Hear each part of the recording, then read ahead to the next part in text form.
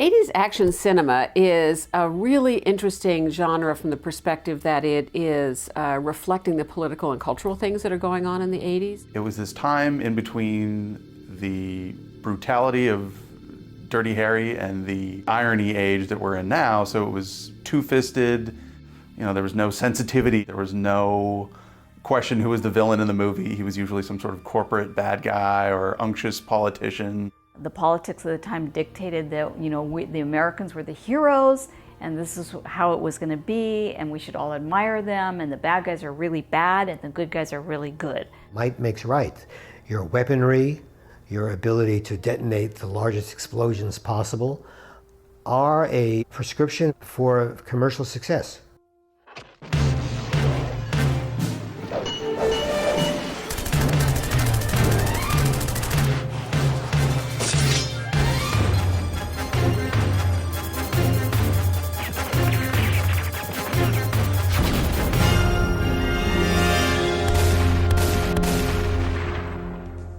Well, it's a really interesting question to think about where these 80s action films started. And certainly they do dip into some of the films in the 70s, but one of the first films that kicked off the popularity is a film like First Blood. And the interesting thing about First Blood is, of course, it was this low-budget film that nobody really thought was going to go anywhere. So if you start thinking about what characterizes 80s action films later, these big, spectacular, high-end, high-budget productions, and then you think about First Blood, you can't connect the two of them immediately because they don't seem to fit budget-wise or in terms of the kind of action content. But if you look at First Blood in terms of the ethos of the characters and the storyline that happens in First Blood, you really can tie what happens in the 80s back directly to that film. The story is about the anti-government activities, the strain about independence and heroism, about getting America back. All of those things that characterized 80s action films all came from First Blood. I think that Stallone with First Blood was the first time that you had somebody who combined the elements of a lone physical hero, muscles or martial arts skill, one or the other, or both, who is faced with apparently insurmountable odds and individually steps up and affects his environment. If you watch First Blood, you're not walking away thinking this is a right-wing film. If anything, it's completely sympathetic to the cause, and it's just an issue drama, situational drama that is extremely violent. So you have the entertainment factor of extreme slaughter, which is, with the fact that he's a tragic figure. So you weren't really supporting what Rambo was doing there, but he was explained to be out of control. And at the very end of the movie, the original ending was he kills himself. And that was a rejected ending. I believe now it's available to be seen, but that if you see that was the original ending, you don't see franchise in their plans, but they covered themselves.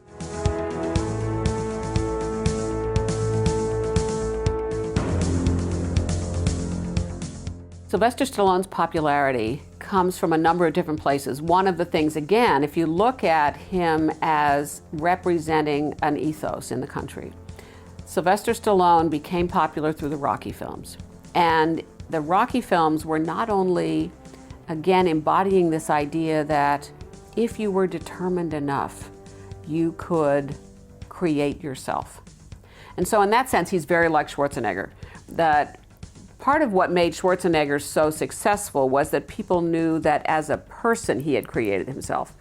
Stallone showed us in films individuals who created themselves, and that's what made him so heroic at the beginning, was that he acted out the story of how you make yourself anew. And the Rocky films were in some ways the iconic films of that message of how do you make yourself anew, how do you come from nothing and create yourself as a boxer, as a successful, strong man who can win in multiple ways.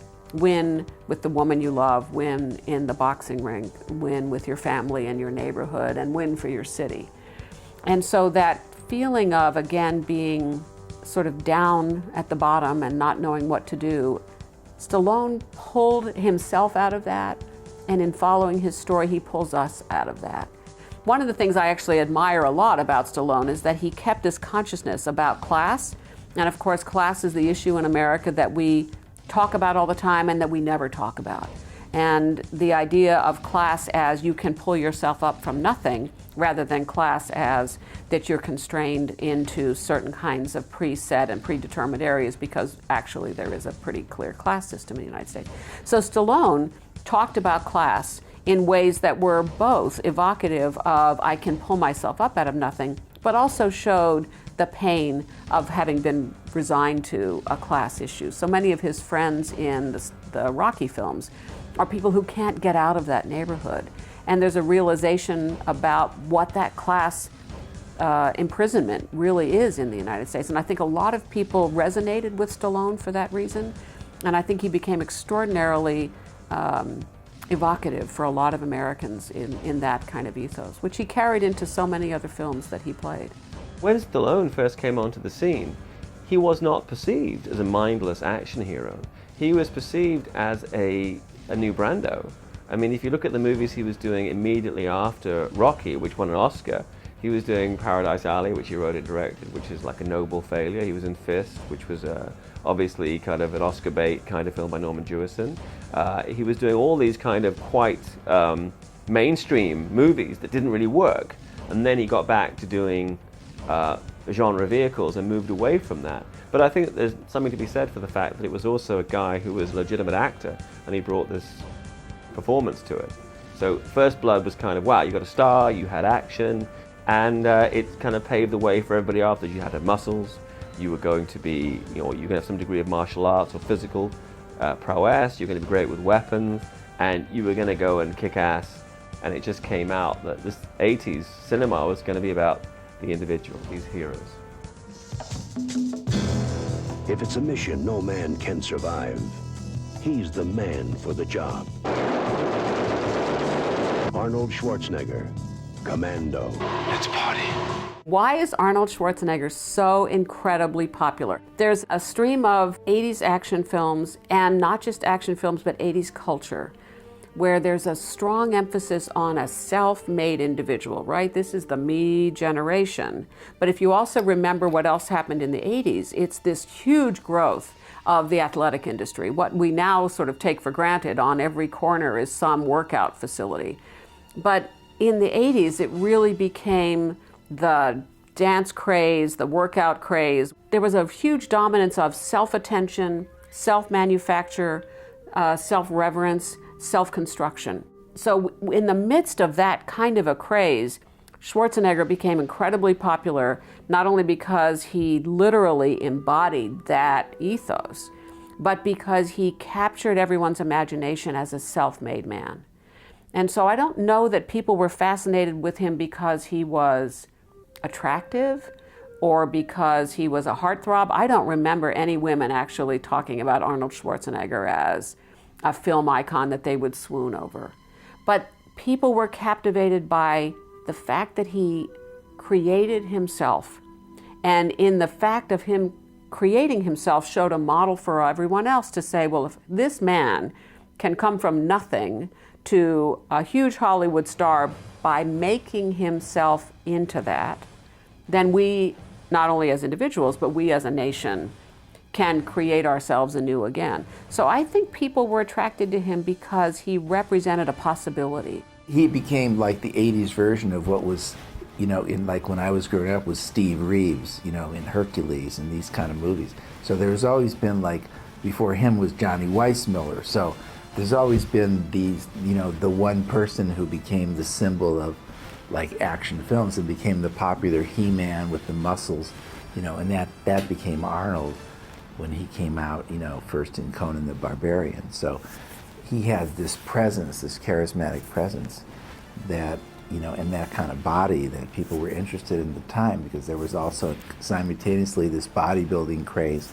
So he just, you know, came all at the right time. I think it was a fantasy for most men in this country, and that was the thing that would make them the hero. They would get the girl in the end, and they would get rid of all the bad guys, and they were able to ripple their muscles and flex their chest, and that was it was a sure sign of a winner. I think Schwarzenegger was somebody who conveyed a certain charisma, and I think that there's a certain, when you do genre films, the reason that Bruce Lee's so successful is because people believe that off camera he could do what he could do on. And I think with Arnold Schwarzenegger, he had a certain will to power, which is obviously borne out in almost every field in which he's applied himself. That came across in film as well. I did the first budget on the Terminator for John Daly at Hemdale. He was the money guy behind the financing structure with Orion Pictures and the foreign rights. Gail Ann Hurd was the supervisor, was the producer, and Jim Cameron was the writer-director. And Daly called me. I was doing all the budgets for Hemdale in '82 and '83. And so I had just done a budget for Terminator, and I was quite anxious to possibly get on the show to get some extra work in addition to doing a budget. And they said, yeah, well, you'll probably have to hang around for about 18 months. Orion's greenlit the picture, but he's got to do this and this and this and this, and then he'll do it. It was clearly worth the wait. They knew the difference. Jim Cameron knew the difference between I can shoot my picture now if I recast it, or I can patiently wait a year and a half. Who can wait a year and a half to make a movie in Hollywood? Yet, I was there and I watched. The idea was that he could be what no one else could be. If there was someone who the audience was told was pure evil, he was ready to kill it, to destroy it in, great magnitude. And that body count was an all-important thing in these movies. Like with Commando, which I think is really the staple and the centerfold of this whole genre. And that movie has the biggest body count, like in the history of movies up to that point in time. And the idea, it was that very quick cut action scenes and the fight scenes and so forth, double cutting different scenes that, punched up the action. Schwarzenegger's character got catch lines. They don't go into his history. Who has he fought for? What has he fought for? We don't know. It opens with him and his daughter. So here's a guy on his off hours, or he's retired. But here he is having ice cream with his daughter and feeding deer on their beautiful property that he's gotten from the money that he's made as a mercenary. And that's sort of like an incredible genius spin. It was a very obvious, almost satirical snub to what maybe the producers were trying to go for. You do get films that are evidently conceived to present a certain political view. But what's interesting is that sometimes, very subversively, the writers or the directors will put in a contrary view or a more humanistic view, which ends up in the finished film, contrary to maybe the original intention with which the film was made. When I did Commando, I was like, I had them rewrite the script because I said, well, let's have these. At the time, there was like the Contras, and they were organizing like in Nicaragua, and I had read somewhere, well, there was an island where they were off the coast somewhere where they were, building the dictator and all the weapons, and I had the writers throw all that in the movie because I was thinking, okay, we'll make kind of a left-wing, parable out of all of this. But so some people took it as like, more of a right-wing kind of like He-Man film. But it was really a guy rescuing his daughter in the end was the story. There wasn't really, but I was trying to infuse like some political element with the Latin dictator and all that into the film. It's very hard for Schwarzenegger, given his character by that time in Hollywood, to be an anti-government figure. So you had this interesting tension in that film between what the film is saying. You're fighting off Contras. Well, who were the Contras and who was supporting the Contras? And aren't you actually making a critique about Reagan's political and geopolitical issues? But then you have Schwarzenegger in there as an actor who is so dominating as a film presence that it's hard for you not to just look at him. His body is a spectacle because he built it that way, he intended it that way. His whole persona was created as a very self-designed, intentional spectacle. And it's very hard to not look at him and associate with him the other films that he's made, the character that he's created, and a very strong conservative politics that everybody kind of knows about by that time. ironically, this sort of satirical strain that was in like Commando, it would repeat once Schwarzenegger would come back. The line, you know, "I'll be back," that was in Raw Deal, that was in, suddenly it was something that was outside the movie now. It was outside the character. You wouldn't find that in First Blood. You do find that in the Schwarzenegger films and eventually in Lethal Weapon. It did brush off a little bit on like the Freddy Krueger, the horror element. This sort of took a veer towards the horror films that were also being made towards the end of that in the beginning of the 90s.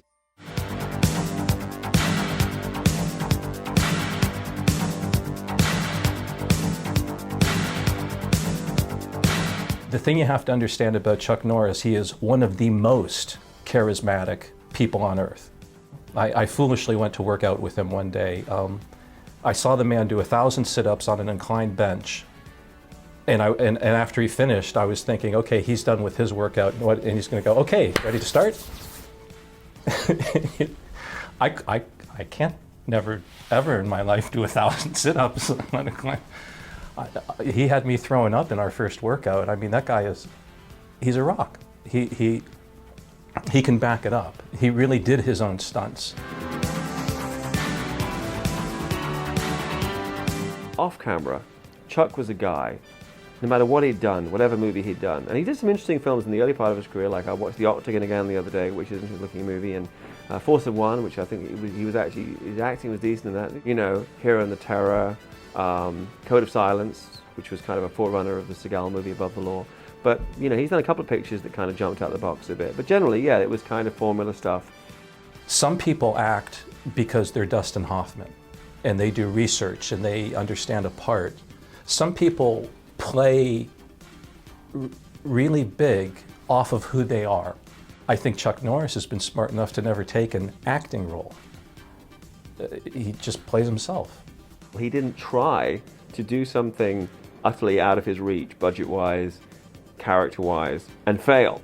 He stayed within his, you know, his niche, and he developed this kind of like solid following. Well, I want to see the next Chuck Norris movie. And during the era when straight-to-video worked, when that was a workable business model, he was working that kind of row better than almost anybody. And then when it went away, he moved to television. He did hugely well in television. There's a whole mythology around him that he can come back into Expendables, and it's kind of like the myth of Chuck Norris. The interesting thing about Chuck Norris is he's a bit of an everyman. I mean, you always had that sort of white guy that shows up in the middle of a kung fu movie, and that's kind of the space that Norris operated in, but there would not be the love and affinity for everyman, sort of Midwestern Chuck Norris now if he hadn't been there and if he hadn't, frankly, kicked so much ass.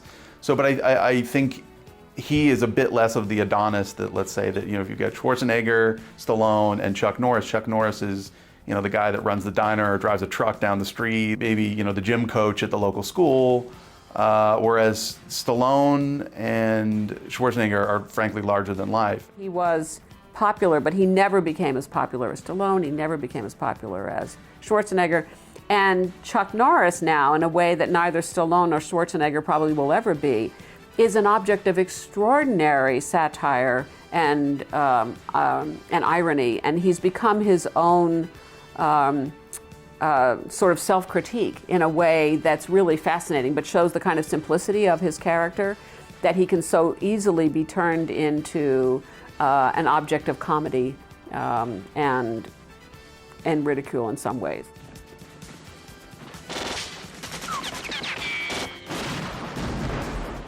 Movies of the era like Delta Force, Missing in Action, I mean, there's certainly a school of thought where you could take offense to their politics and to the pure viscera that is displayed on screen. And they were all about mowing down hordes of stuntmen, and for all the sort of where Menahem Golan Globus came from, you've got these movies that are incredibly, viscerally pro-America in a rah-rah-rah way. I mean, that blows my mind that they were making some of the best junk ever made, but they were unabashed and they were very clear in their politics.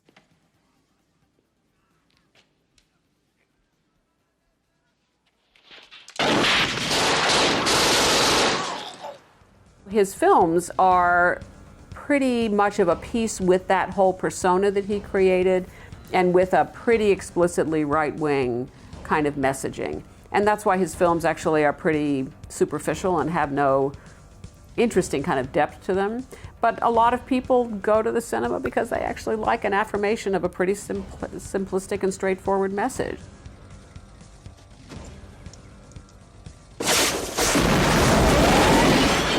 You have Chuck Norris in the Delta Force, and while I always believe it's a very competent film, I actually like a lot of Menahem Golan's direction, it is also politically debatable as to whether or not the stereotyping that film is reasonable.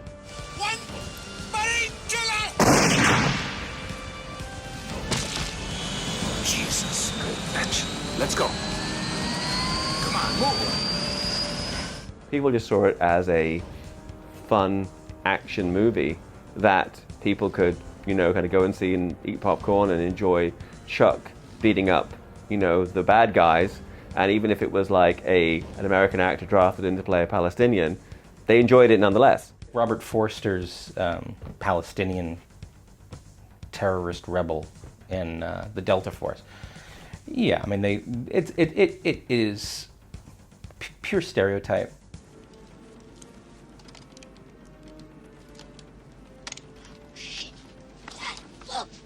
I made a movie which was called Delta Force Number 3. And the villains are Middle Easterns, Arab, and this was in the beginning, even before suicide bombing. Then I made a movie in Indonesia. Indonesia is a highly Muslim country, the biggest Muslim country in the world. And usually many people from Saudi and from other Arab countries, Jordanians, are coming to Indonesia to make business. We were in a hotel with many business people. Many of them were Arabs and Muslims and Arab. And it so happened by accident they played the movie inside the hotel. They have an inside channel. The manager of the hotel found out that we made the movie. The manager was excited. They said, we see the movie. I was the director, one of the heroes are there. And then he came to me one day at the hotel. He said, a guy came to me from one of the Arab countries, and he asked me a question.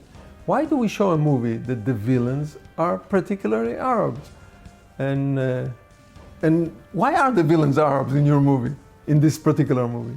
And it got me thinking. I didn't know. When we made the movie, it looked natural. I said, right, why do we latch into this type of stereotypical villains? Now it's North Korean. The North Korean now are the villain. So maybe, I don't know, in the way the American audience think, and in general Western audience, you stereotype the villain. When I was a kid, all the villains were Nazis, ex-Nazis, in all the movies, You go earlier on, all the villain in the Westerns were Indians. Why the Indians are, what makes them villains? For God's sake, good people, So, I don't know, maybe it's an easy way in cinema to convey a message, very easy, so you don't start to deal with a complicated villain character. I mean, you need antagonists in a movie. In a drama, you need antagonists. You need a villain in a drama. But it doesn't have to be necessarily Afro-American kids selling drugs in the street. But it is. It's the easiest way out. It was different times now. If you do it now, there's, many more years of retrospect and moral education and discussion. Also, a lot of people say, oh, come on, it's the Delta Force, it's just entertainment. Well, they're right. I mean, it's just all fantasies, and all fantasies have authors, and all authors have their own backstory, and all actors need jobs, and some of them can't afford to discriminate, and directors can't discriminate. Like I said, a lot of these right-wing films were directed by either politically ambivalent or left-wing directors too. They could do only so much, and they want careers. And when you're in a studio stranglehold for a career, you try and make do as best you can. In the name of revenge, there is just one name. Bronson, fighting all the evil that men do. Charles Bronson, he signed exclusive deal with Canon. Canon was a mini studio that wanted to become a medium studio and on. So the people in power, Menachem Golan, Globus, they figured out the way to do it is to sign young star or ex-star, old stars, for a movie. So they had a deal with Charles Bronson. I almost can't explain Charles Bronson. I think it just, because Death Wish is sort of the centerpiece, crowning achievement of his career. I mean, that movie is such a everyman guy from like the Chicago streets, speak very little, guy shows up with a gun and just blows a bunch of guys away in their crotch. I mean, it's really, you kind of could get away with being shaggy haired and having a mustache, and maybe you were a little bit thicker around the middle, or just you were smaller than a Schwarzenegger type. I mean, you didn't have to be larger than life, is my point. You could just be a guy. Well, there's this rugged, from Steve McQueen. There's these had an attractive appeal, and if they were craggy and looked like that, I think women like that look. There's something about you're safe in his hands sort of feeling. So it wasn't maybe the cosmetic look as much as it was a feeling. I think Charles Bronson personified that. I think that's why he was a big star.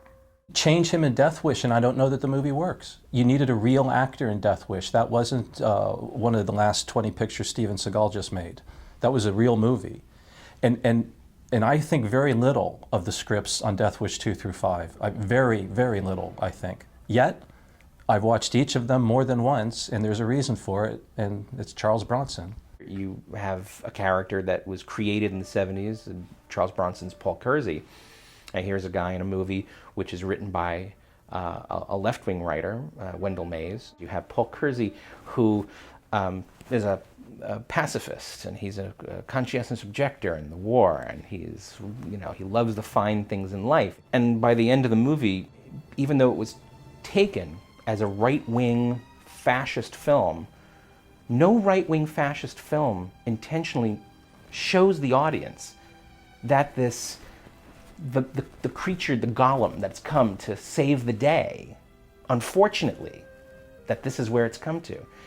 He's a monster, and Death Wish very carefully shows him transforming physically, emotionally, psychologically into a monster. But the 1980s revision of Paul Kersey, he was just a convenient maniac for hire who can take care of the job that the police, bound by these laws, can no longer do on their own because their hands are tied. But if they have a maniac who they can ask to help out on the periphery and get public support, great. What he did then, Stallone is doing today. It's exactly the same thing. Stallone is now coming with a movie one after the other. This old action guy who can still fight. So maybe there is a place for this kind of a hero. There's never has been and may never be again a Charles Bronson, just a everyday guy that looks like he could flip burgers down the street action hero.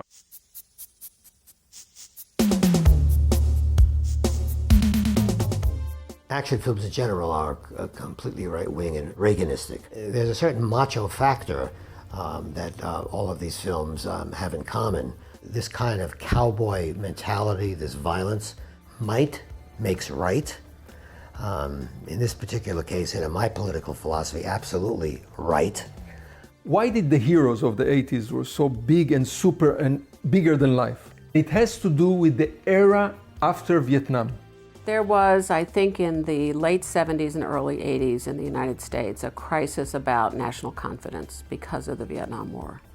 The idea that the United States lost a war, which was unknown in the living memories of anybody alive in the United States, and certainly unfamiliar to the ethos of the United States that came out of the Second World War. The idea that this was the nation that was saving the rest of the world, that this was the generation that built industry, that built huge corporations, that dramatically expanded the nation's economy and the nation's reach in terms of imperialism and global power. That generation established itself on the backs of the fact that they had won the Second World War. And so for the children of that generation to experience a lost war is an unfathomable and psychologically difficult concept. And so for the nation as a whole, in terms of the character of the nation, there was this crisis of idea that we were not the strong, confident, overpowering and domineering nation that we had been as a result of the Second World War. So there was a strong impulse in the 80s films to recapture that feeling of success and heroism that came out of the Second World War and explain away the Vietnam War as a glitch, as a mistake, as something that we just didn't do quite properly, rather than a war that should have been telling us something about the nature of global relationships. You had a sense in America during that era that somehow we had to address and to kind of make atonement or to win the Vietnam War, and that was from the top end of the scale. You had, Stallone going back there to kill everybody, and the lower end of the scale, you had Chuck Norris going back to kill everybody. Trying to make it seem like Vietnam was a war that was winnable is a distasteful notion in any culture. I mean, in any type of war like that, you look back at it. But at the time, you are in the middle of a very new wave of entertainment. And it was criticized at the time that when Missing in Action came out and the Chuck Norris films came out. And we know publicly, Chuck Norris has made it available to us to know that it's not the movies that also carry this thought. It's him as well.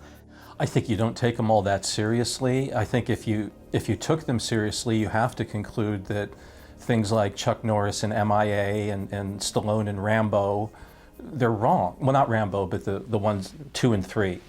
But MIA 1 and 2, and 3 was there. They're just wrong.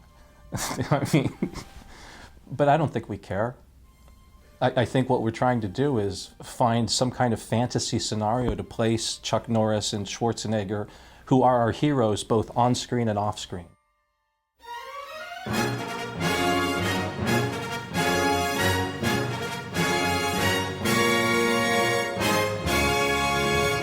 Our goal with Remo was to be different. That was a conscious choice. It started with the source material. It started with Warren Murphy and Richard Saper. They had a different prescription for how Chun taught Remo to be Remo Williams. And that was not to use deadly force in terms of weaponry and eliminate only those people who, by absolute necessity, had to be eliminated. Hold it! I don't want to kill you, but I will if I have to. Very often, films make it or break it by the amount of bodies that pile up. Remo Williams had a completely different philosophy. The same goal, that the good guy wins in the end, but the means were more civilized and more fun, more humorous.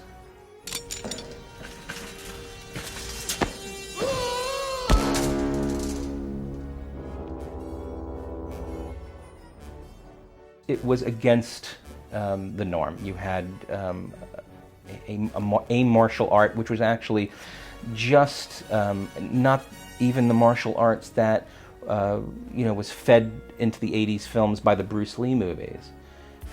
It wasn't gratuitous. It was almost genteel. It was the art of dodging. He becomes somebody who actually, at the end of the film, throws away a gun and throws away weapons and uses his ideas and his mind and his thought processes to defeat an enemy that happens to be a government enemy. And that's a really interesting storyline. Who are you? Now that role would be played by either The Rock or, Channing Tatum, and the fact that they went with Fred Ward, I mean, you just wouldn't make that movie today. I thought that there was a bond between Fred Ward and the Joel Grey character and Chun in the movie that was really touching, that was at the center of it, and it really worked. And you cared about them and you felt they were great. There's a great image of him, I think it's on the boardwalk, and they're walking along and he's won the big teddy bear. I mean, that's, to me, the enduring image of that movie and the bond of this character. Just remember, I won him. He's mine. We wanted to inject humor into action. And this was very much in the books. What made the Destroyer books work in our view was the humor. And we thought it would work on screen to inject the humor, not take itself too seriously. It did go away from the idea that you had to use a gun or large rockets. I mean, you know, a lot of these movies, rockets were the big thing. And that also had, there's another submarket, was the homoerotic market. And if you take away your weapons and you take away your rockets, you have no metaphor for that, and you have that your audience isn't connecting with it subconsciously anymore. Take it off! Take it all off!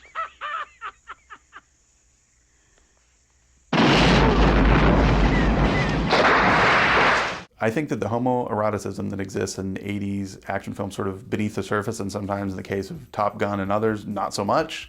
I mean, I think that as much as people like to say, oh, you know, England or Japan, they're repressed cultures, America is an incredibly repressed culture and will hide its, I mean, homosexuality. You had, on the one hand, you had Studio 54, you had sort of the dawn right before AIDS, and of course, you know, AIDS itself, but you had this era where instead of putting it on screen in an explicit way, it was sort of hidden, and it was so right in front of everyone. I mean, the amount of sweat in some of those movies is insane. The amount of, I mean, look at that shot in Predator when their hands collide with Carl Weathers and Schwarzenegger's hands collide and their bulging forearms and their sweat. I mean, these movies could not be more, you know, gay if they tried.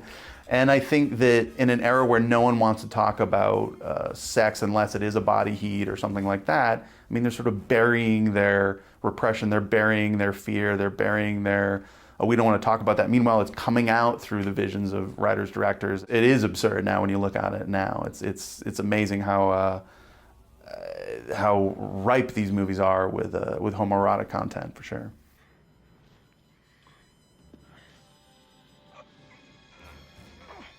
If you look at most of these films, there's really not too many women in them. And that was debated even in Remo Williams. Should we put, you know, how big a role is the woman? And we say, no, the love story is between Remo and Chun.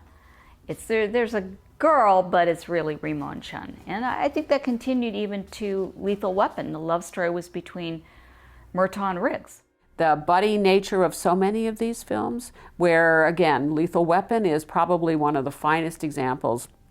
If you look at the end of the first Lethal Weapon film, when there's that wonderful inability to tell who actually pulls the trigger right there at the end, but they're wrapped up around each other in this embrace that is both protective and affectionate at the same time. And they joke about it and talk about it and wait a second, we're not kissing. There's such a self-awareness about it at the same time that the movies show it over and over and over again. So there's this incredible hypocrisy and tension and duplicity about homoeroticism and men's relationships with each other in these films.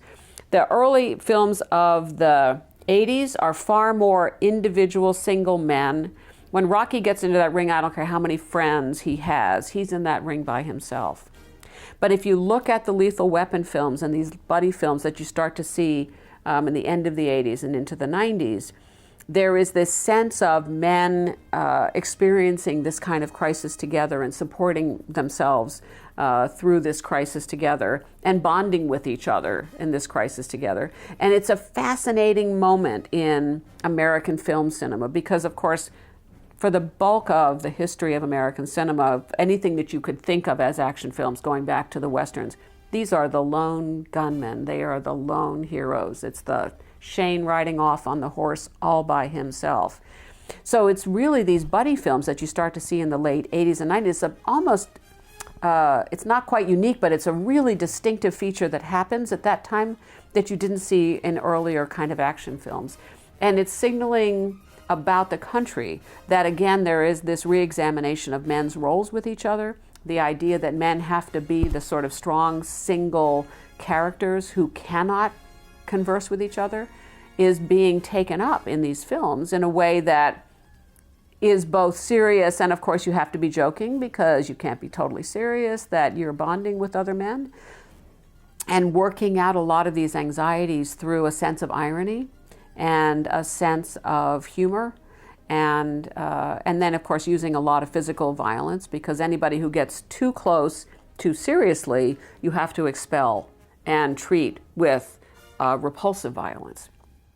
If you want to look into these movies with the big macho guys, body, in a homosexual overtone, fine. If you find it in the movie, maybe, that's fine. The interpretation of a creative piece is to be done by the audience, not by the creator.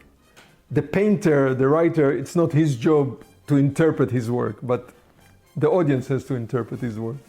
I never get that stuff. Even with, I have to be told about it by academics. People say, have you noticed the homoerotic tendencies? And it's either because I'm so deeply closeted that I deny them, even though they're presented to me so openly. I'm so closeted, and it disturbs me so much I don't want to acknowledge their existence. Or I'm so obsessed with, muscles and martial arts and mayhem and these movies in their own sake that I don't get it, that I'm too dumb, that the things I'm relating to are so stupid. He is the only soldier, the only American. Who is he? Who is capable of defeating the secret Black Star Army. Menachem Golan, the head of Canon, came up with this idea. He said, let's make a movie, another ninja movie, but this time the hero will be American. American ninja, Western guy, blue eyes, blonde, We chose Michael Dudikov, which already made one movie. He was in Bachelor Party, Radioactive Dream. We chose him as the American ninja. Turned out that it was correct and wise choice. He was the American ninja. When the movie came out, broke all records. For a low budget, it's not a studio. Remember, this is not a studio movie. It's a movie for a certain audience. Young boys, specifically, not young girls. It's a specifically movie for teenager boys and adults who consider themselves teenagers. So it's in this group of audience, but it took off like fire. Everybody, and all over the world, not only America, all over the world except one country, Japan. The movie never played in Japan. What makes a movie star is a mystery, definitely mystery. It's something which is called the screen persona, or star quality, that the audience identified with them.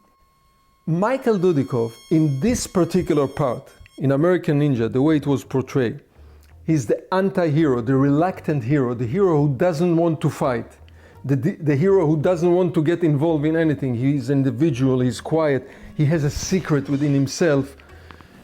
And Michael had this James Deanish quality. He's like a James Dean type of thinking about stuff inside thing, and it just worked. It worked like Johnny Weissmuller, Tarzan. It just worked.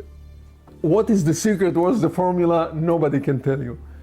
And they loved him. The kids loved Michael Dudikov as American Ninja, but teachers didn't like the movie because it resonated with young kid, violence with kids. I met teachers who reprimanded me a lot, all over the world, in South Africa, in Israel, in the Philippines, all over. The American Ninja movies, which are sort of innocent little films, even though, even the violence is not, there's decapitations and things like that, but you watch it and you go, this is such soft, the ninjas in that thing are thoroughly implausible ninjas. they're daylight, they're running around, the Dudikov can pick up one guy and chuck it and knock them all down like bowling pins. It's cartoon, it's soft, it's nighttime cable. It's a different vibe than these others like Schwarzenegger, the bigger budgeted films. It's not the same thing. However, the body count really kind of speaks for itself. It's still selling The gratification of watching not one, not two, but multitudes of people. It might have been Commando that had something like over 100 some odd on-screen kills, or 90 something on-screen kills. Some of the Chuck Norris films, like Invasion USA, insurmountable. You couldn't even count them. You have to, thank goodness for DVD, you can freeze frame them and actually count the corpses.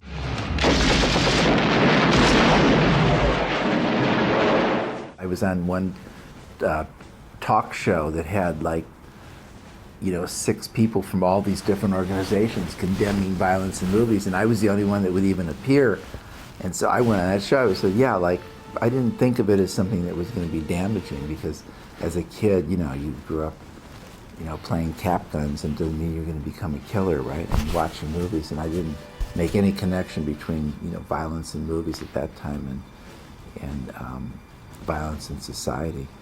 So it didn't bother me at all. To me, it's like making a war movie or anything else. It doesn't mean you're going to, go out and kill somebody. Are you out of your mind? No. Just out of bullets.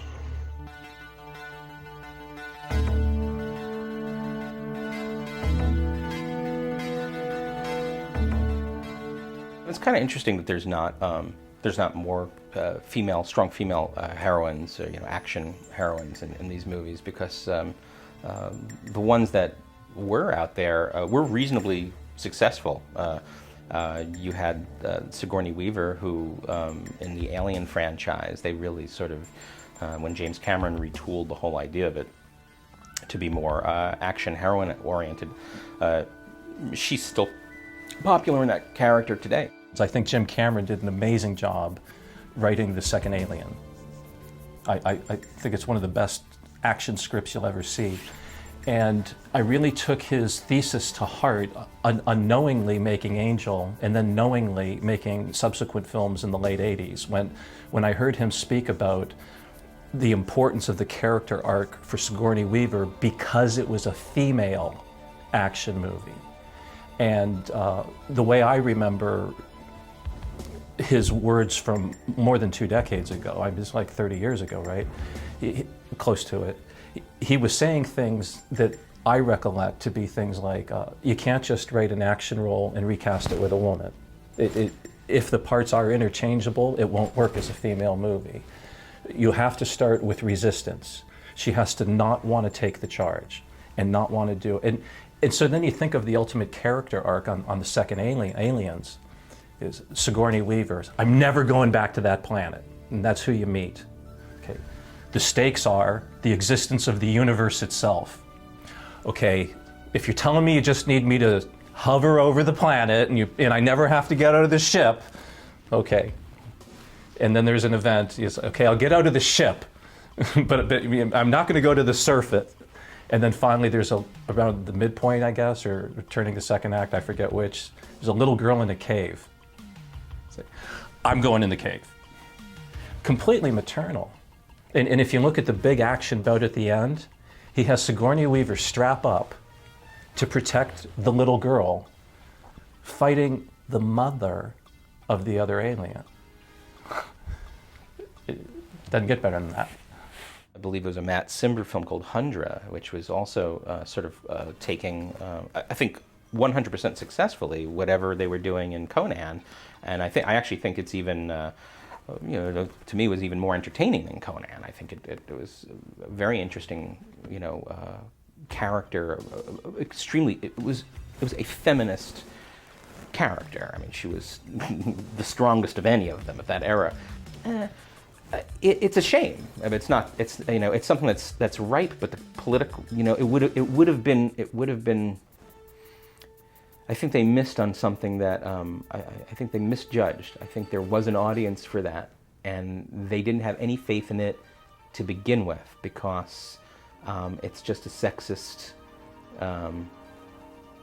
Hollywood filmmaking, the market. It's just a sexist thing in the beginning, and I just don't think they wanted to empower women that much. I think once they saw what was happening with Alien, which was they really empowered You know, a lot of women went to see Alien Aliens, whereas a lot of women didn't go see Alien. It caught on. They reshaped it for this generation.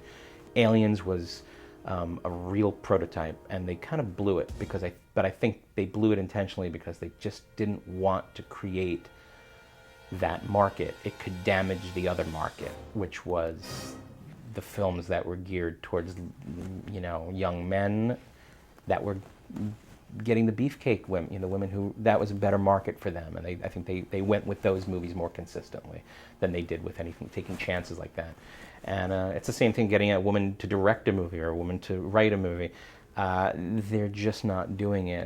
And you can only imagine the reasons why, but there has to be reasons because they're not doing it. There is a complete lack of women as prominent in these action films in the 80s. And I think a lot of that is still because part of these films are coming out of a very militarized culture. We never demilitarized in the United States from the Second World War. It is a very strong military narrative that runs throughout the culture. And I think that there was, because of that, a very difficult acceptance about women continuing to be in this action role because it bled over so quickly into a military role. And the country was going through this issue in the 80s of trying to figure out how to move forward with the military at all after the Vietnam War. The debate about all-volunteer army, conscription army, and the idea of an all-volunteer army, including women, was a point of an extraordinary crisis for people in terms of gender identification in this country. Not only gender identification in the roles of women, but also more pointedly, I think, gender identification in the roles of men and the roles that men have in culture. If women are in the military, what spaces are left for men to inhabit that are exclusive to them? And so I think that the lack of resolution about that debate made it very difficult for women to be seen as equally potential action figures. It makes no difference to me that you're a woman. That's good news, sir. If you look at a film like Remo Williams, at the very end, you have a woman who is, I think she's a major in that film. So she's a high-ranking military officer who clearly stands up to CEO bullies. She stands up to her boss, who is inept and incompetent. She stands up to all kinds of people, defends herself, is very, very strong. And at the very end, Remo Williams goes off on the boat and someone says, is everything all right? And she says, oh yes, everything is exactly fine. And it's always almost as if she was reborn in a 50s teeny bopper movie. She's oohing and eyeing over this man. So the very end of the film sort of undercuts everything that she's done there in this military uniform as, I've just been captivated by this heroic man. So there's always some piece in the 80s films where a woman is doing something that is more characteristic of an action figure, an action hero, and gets undercut in some way. The nation was not prepared for that, was not comfortable with that, and frankly, it took a long time before we got to that place. You just set my career back about a decade. I'm supposed to be your accomplice. Who the hell are you?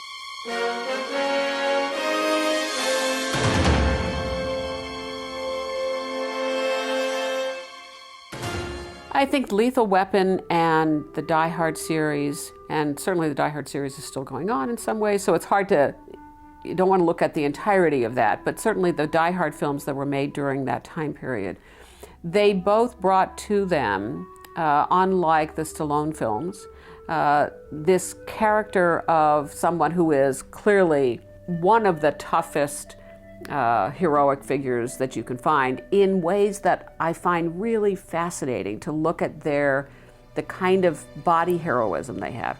I mean, Stallone's heroism, physical adeptness and heroism, was really about strength. His gutsiness, in the First Blood film when he sews himself up and does surgery on his own wounds. And there's a kind of gritty toughness about his body strength and his physicality.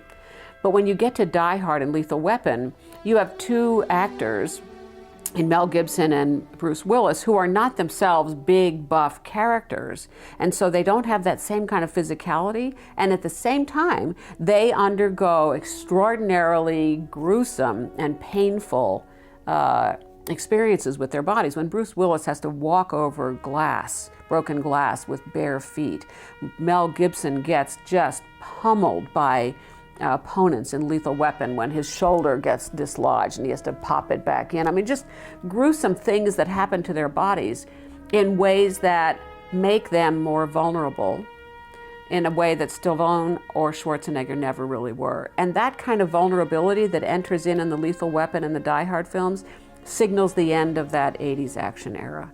It's a beginning of a transition to the 90s films, where male figures, especially any kind of male action figures, had a much stronger kind of vulnerability about them. Even in some sense is a kind of femininity of a character to them. And so both Mel Gibson and Bruce Willis really are on the cusp of that transition from the 80s action films into this kind of more vulnerable role that men were taking on in the 90s films. Movies became better. You had movies like Die Hard, which are blockbuster action films, and yet they were able to refine the formula. And I think in some ways those movies that we're talking about became better, and then they got really, really bad in the 90s. I think there's a certain point at which, again, bigger, better, louder became the sort of the battle cry of the day, and it would take another 15 or so years to invent the Bournes and movies that would be a little smarter, a little more grounded, a little bit more like the Death Wish of the 70s and bleeding into the 80s. But action movies just get insanely over the top, and I think that CGI, I think oddly enough, brought about bigger spectacle in terms of Independence Day and movies like that, but also kind of killed the joy of watching a guy punch 5 stuntmen and do his own stunts. I mean, I think there was an eye-popping wow factor to some of these movies. I mean, I'll never forget watching Bruce Willis jump off a building with a fire hose tied around his waist. It was like, he's not going to do that. And I think now it's not so much that wouldn't be exciting, but you'd be like, oh, well, he's on a green screen, he's jumping off of one crash mat onto another, instead of like, it really looks like Bruce Willis is diving off a building and shooting out a window and swinging inside a building. I mean, that was sheer thrill and spectacle in a way that I don't think you see quite as much anymore.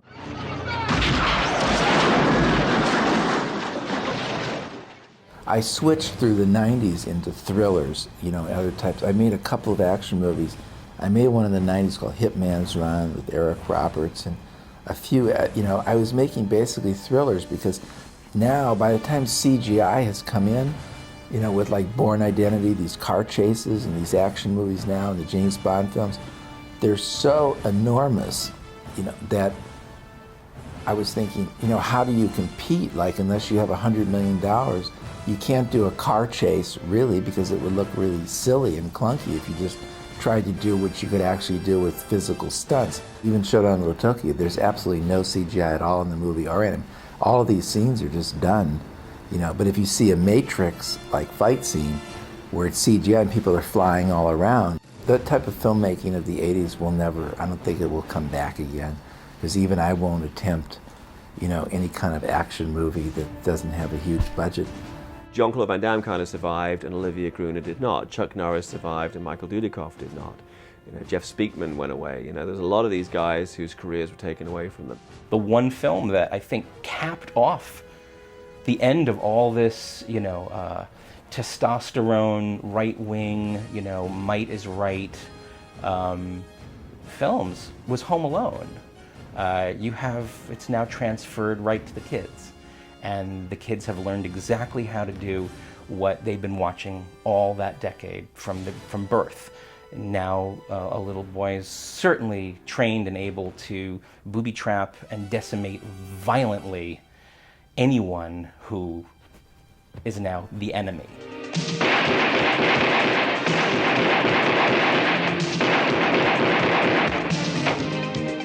A brand new chance to live in a better tomorrow.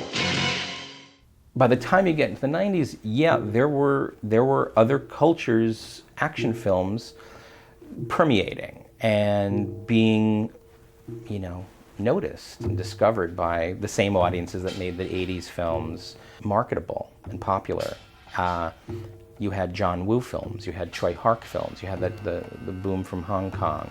Suddenly you have the Better Tomorrow movies, which are steeped in love of editing, of the possibilities of rhythm and movement, and you have almost this embrace of balletic violence as opposed to just violence and explosions. You had movies like, obviously the John Woo films or Andy Lau films, and movies that got better, sharper, better stunts, but still adhering to the physics and the sort of the grounded quality that would take Hollywood another 10 to 20 years to discover in the Bourne films or the new James Bond films. What makes Hong Kong films, to my mind, different from American films is that they do actually, I think, the best of them fulfill the auteur theory, and that the fact that the guy making the movie is allowed, without any question from anybody, to fulfill his vision from start to finish. It's hard to imagine them being made by committee or getting past the different script readers or whatever. These are all completely alien concepts to Hong Kong filmmakers, which is why they've had a hard time crossing over into America. The people could feel there was an energy in Hong Kong cinema that they wanted to tap into. They brought John Woo over to do Hard Target, and they had Sam Raimi on the set because there was a concern that John Woo may not be able to make an action film. It was like, which is mind-blowing to me, but that was the concern at the time. I think that's what happened is the audience itself has matured a lot. I think on the one hand, we have an audience who's seen it all, so the story isn't going to cut it. And on the other hand, we have genre that's been revisited so many times, there's no new play on the character. So what does that leave you? That leaves you with a big budget and a popular actor.